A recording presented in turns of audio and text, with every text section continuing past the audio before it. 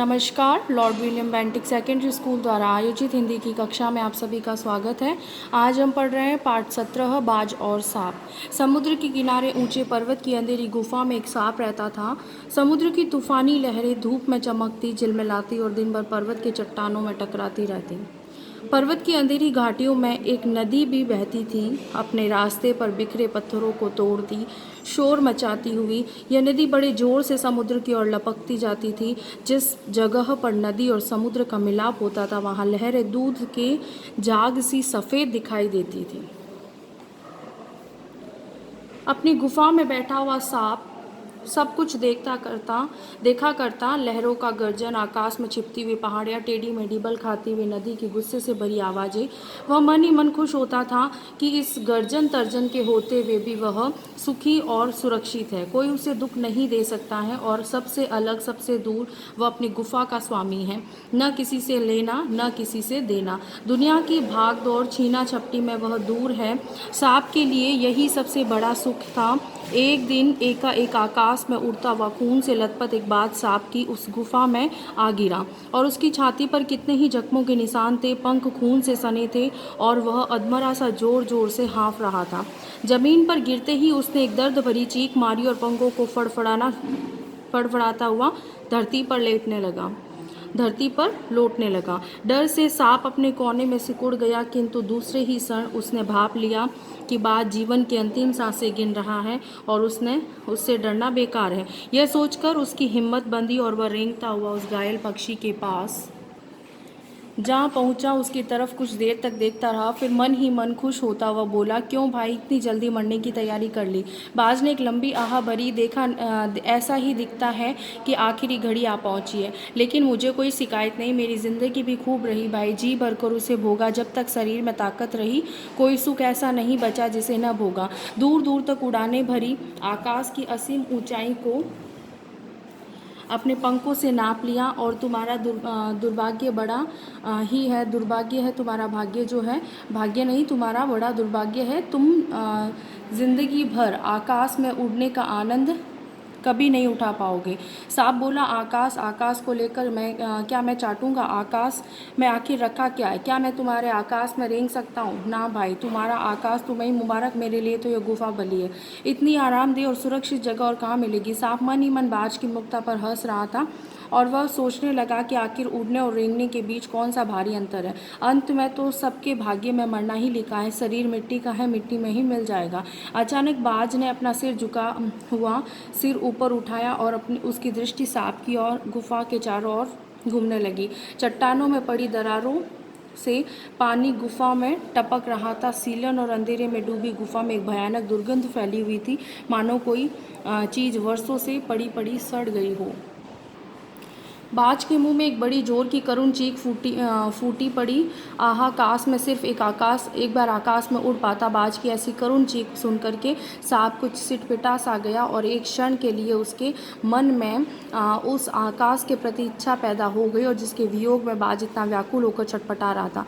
उसने बाज से कहा, यदि तुम्हें स्वतंत्रता इतनी ही प्यारी है तो इस चट्टान के किनारे से ऊपर क्यों नहीं उठ जाने की कोशिश करते हो सकता है तुम्हारे पैरों में अभी इतनी ताकत बाकी हो कि तुम आकाश में उड़ सकते हो। कोशिश करने में क्या हर्ज है? बाज में एक नई आशा जग उठी। ने उत्साह से अपने घायल शरीर को घसीटता हुआ चट्टान के किनारे तक खींच लाया और खुली आकाश को देखकर उसकी आंखें चमक उठी और उसने एक गहरी लंबी सांस ली और अपने पंख फैलाकर हवा में कूद पड़ा। किंतु उसके टूटे पंखों में इतनी शक्ति नहीं थी कि उसके शरीर का बोझ संभाल सके और पत्थर सा उसका शरीर लुढ़कता हुआ नदी में जा गिरा। एक लहर ने उठकर उसके पंखों पर जमे खून को धो दिया और उसके थके मांदे शरीर को सफ़ेद फैन से ढक दिया। फिर अपनी गोद में समेटकर उसे अपने साथ सागर की ओर ले चली। लहरें चट्टानों पर सिर धुनने लगी, मानो बाज की मृत्यु पर आंसू बहा रही हो। धीरे धीरे समुद्र के असीम विस्तार में बाज आंखों से ओझल हो गया और चट्टान की खोखल में बैठा हुआ सांप बड़ी देर तक बाज की मृत्यु और आकाश के लिए उसके प्रेम के विषय में सोचता रहा। आकाश की असीम शून्यता में क्या ऐसा आकर्षण छिपा है जिसके लिए बाज ने अपने प्राण गंवा दिए? वह खुद तो मर गया, लेकिन मेरे दिल का चैन अपने साथ ले गया। न जाने आकाश में क्या खजाना था रखा है। एक बार तो मैं भी वहाँ जाकर उसके रहस्य का पता लगाऊंगा, चाहे कुछ देर के लिए ही हो, कम से कम उस आकाश का स्वाद तो चख लूँगा। यह कहकर सांप ने अपने शरीर को सिकोड़ा और आगे रेंग कर अपने को आकाश की शून्यता में छोड़ दिया। धूप के क्षण भर के लिए सांप का शरीर बिजली की लकीर सा चमक गया, किंतु जिसने जीवन भर रेंगना सीखा था वह भला क्या उड़ पाता। नीचे छोटी छोटी चट्टानों पर धप से सांप जा गिरा। ईश्वर की कृपा से बेचारा बच गया, नहीं तो मरने से क्या कसर बाकी रह गई थी। सांप हंसते हुए कहने लगा, सो उड़ने का यही आनंद है। भर पाया मैं तो पक्षी भी कितने मूर्ख हैं, धरती के सुख से अनजान रहकर आकाश की ऊंचाइयों को अपना मानते हैं और आकाश की ऊंचाइयों को नापना चाहते हैं। किंतु अब मैंने जान लिया है कि आकाश में कुछ नहीं रखा है, केवल ढेर सी रोशनी के सिवा वहाँ कुछ भी नहीं। शरीर को संभालने के लिए कोई स्थान नहीं, कोई सहारा नहीं, फिर वे पक्षी किस बूते पर इतनी डींगे हाँकते हैं। इसीलिए धरती के प्राणियों को इतना छोटा समझते हैं। अब मैं कभी धोखा नहीं खाऊंगा। मैंने आकाश देख लिया और खूब देख लिया। बाज तो बड़ी बड़ी बातें बनाता था, आकाश के गुण गाते थकता नहीं था, और उसी की बातों में आकर मैं आकाश से कूदा था। ईश्वर भला करे मरते मरते बच गया। अब तो मेरी ये बात और भी पक्की हो गई कि अपनी खोखल से बड़ा सुख और कहीं नहीं है। धरती पर रेंग लेता हूँ, मेरे लिए यह बहुत कुछ है। मुझे आकाश की स्वच्छंदता से क्या लेना देना, न वहाँ छत है, न दीवारें, न रेंगने के लिए ज़मीन है। मेरा तो सिर चकराने लगता है, दिल काँप काँप जाता है। अपने प्राणों को खतरे में डालना कहाँ की चतुराई है। सांप सोचने लगा कि बाज अभागा था, जिसने आकाश की आज़ादी को प्राप्त करने में अपने प्राणों की बाजी लगा दी। किंतु कुछ देर बाद सांप के आश्चर्य का ठिकाना नहीं रहा। उसने सुना, चट्टानों के नीचे से एक मधुर रहस्यमय गीत की आवाज़ उठ रही है। पहले उसे अपने कानों पर विश्वास नहीं हुआ, किंतु कुछ देर बाद गीत के स्वर अधिक साफ सुनाई देने लगे।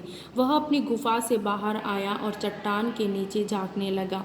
सूरज की सुनहरी किरणों में समुद्र का नीला जल झिलमिला रहा था। चट्टानों को भिगोती हुई समुद्र की लहरों में गीत के स्वर फूट रहे थे।